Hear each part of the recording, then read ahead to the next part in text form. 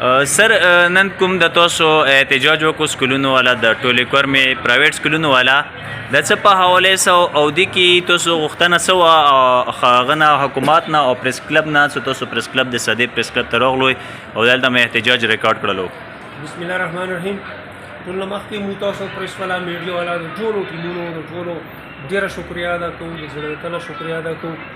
ایمو د نن ورځې کوم احتجاج دی د مقصد تقریبا واضح دی، تاسو ټول په خبر یو. نن چې مو کوم مقصد و دلته په لوور کورم کې ایمو مقصد دا و چې د کے پی کے حکومت یو بیل پیش کړی دی چې موږ به سنگل بورډ جوړو، دا ټول بورډونه به ختم کړو. اول خبره خو دا دی چې یو بورډ و اته تنه جوړ کړو. واجه دا و چې مطلب د خلک زیاتېږي، آبادي زیاتېږي، هغې په وجه دوی زیات تعداد کې بورډونه جوړ. اوس لګیا دی چې موږ یو بورډ جوړو. غټه مین خبره دا دی چې یو خو په دې بورډونو کې چې کوم فنډ پروت دی ډېر زیاته پیسه پرته دی. ایمو دا کینسر عالم دی یا مو دا شارام ترکې صاحب دی، دوی غواړي چې مو دا فنډ وکړو.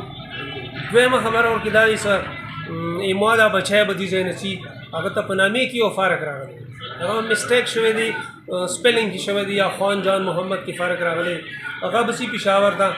نو یو کس به چترال نه رسي، یو کس به پراچینار ترې منګل نه سي هلته، یو کس به ډی خوان نه رسي، یو کس به هغه ګوډې خیلو نه رسي دلته. نو هغه دپاره به ډېر تکلیف شي. هغه به دا یو نمې صحیح کولې دپاره به هغه کم از کم 3-4-5 شپې پېښور کې تېروي. یوه یتیمه غریبه جلکې دی، هغه به دې ځای نه شي پېښور ته، هغه به چترال نه رسي پېښور ته. نو ډېر غوټ تکلیف دی چې یو کس دی هغه به د خپل ډي ایم سي ویریفیکیشن کوي. اول خو به بورډ به هلته ورته په میاشتو تېروي او بیا به هغه نه رسي، هغه بل کوم آفس دی فارین والا هغوی دوی ته اټسټیشن کوي.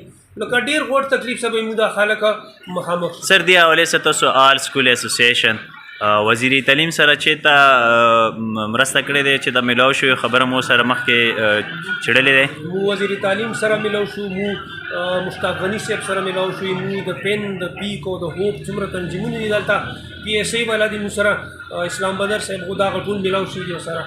هغوی ورته اول دا خبره کوله چې موږ بورډونه نه ختم کړو. بله چې سی ایم صاحب په اسمبلي کې کوم تقریر کړی که نه واضحه خبره هم دا چې بورډه ختم کوي، موږ دا فنډینګ دا دوی خوري.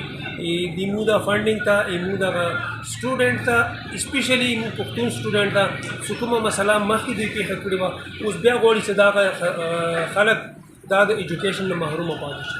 ایجنډا یې دا دی که اصلاحات کوي بالکل یې منو، سنګل بورډ او سره منو، خو ته پهله پاکستان والا کومې 4 صوبې دي دا ختم کا، ته دا پنجابی او دا پښتون او دا سندھی او دا بلوچی ختم کا، ما ټول یو پاکستانی وګڼه. اوس بس بیا ټیک دی که نه هغه دپاره د یوه خبره وي، ما دپاره د بله خبره وي، نوي نوي تجربې راوړي دلته په ما باندې په کے پي کې کوي. نو دا مو دپاره نه سنګل بورډه نه دي منظور او ډبل بورډه نه دي منظور، یو قسم ته شي ته مونږ دوی ته تیار نه یو انشاءالله. سر که تاسو مطالبات دلته منظور نه شو تاسو به څه ردي عمل کوئ؟ موږ خو به مخکې اچو، موږ لکه موږ څومره سکولز دي، هغو څومره یونینز دي، هغه به موږ څو پېښور ته د گورنر مخې ته به درنه کوو، وزیر اعلی هاوس مخې ته به کوو. یوزلي مو احتجاج ریکارډ کړی دی او کني اسلام آباد پورې به رسېږو، خو موږ دا خبره پرېږدو نه څو پورې موږ کې دومره انشاءالله دومره سټرینث دی، دومره قوت شته په دې پرایویټ سکول کې چې موږ ځان ته خپل یو بورډ جوړولی شو. دویمه خبره دا کوو چې موږ د ضلع کورم په سطح باندې دا خبره کوو چې موږ سره دومره سټوډنټ دي چې هغه موږ خپله نه شو کنټرول کړی. هغې دپاره موږ ته بېله بورډ پکار دی. موږ چې 60 بورډونه د نور جوړ شي، دا لګیا دي د 80 بورډونه ختم کوي، 80 سهولت مونږ ختم کوي.